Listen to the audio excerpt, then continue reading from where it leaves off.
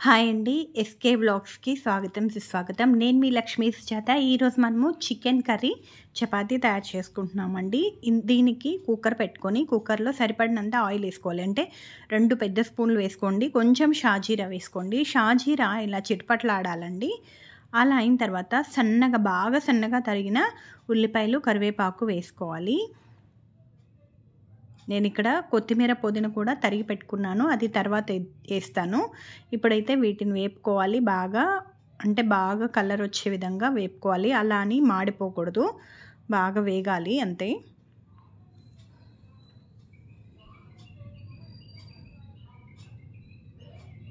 ఇవి వేగేంత వరకు కూడా సిమ్లో పెట్టుకునే వేపుకోండి.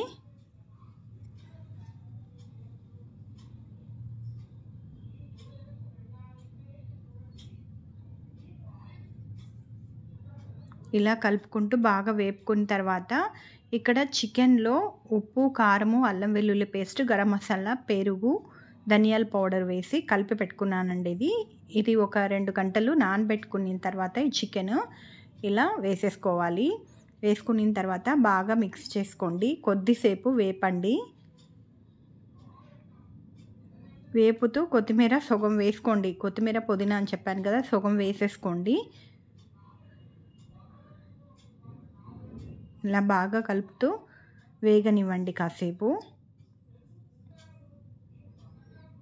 చూసారు కదా, వాటర్ వచ్చాయి కదా. ఇందులో మనకి అవసరం అనుకుంటే ఇంకో కొంచెం వాటర్ని యాడ్ చేసుకోవచ్చు. లేదంటే ఈ వాటర్తోనే ఇలాగే మూత పెట్టేసుకోవచ్చు. విజిల్ పెట్టేసుకుంటే 3 విజిల్స్ ఉడికిపోతుందండి.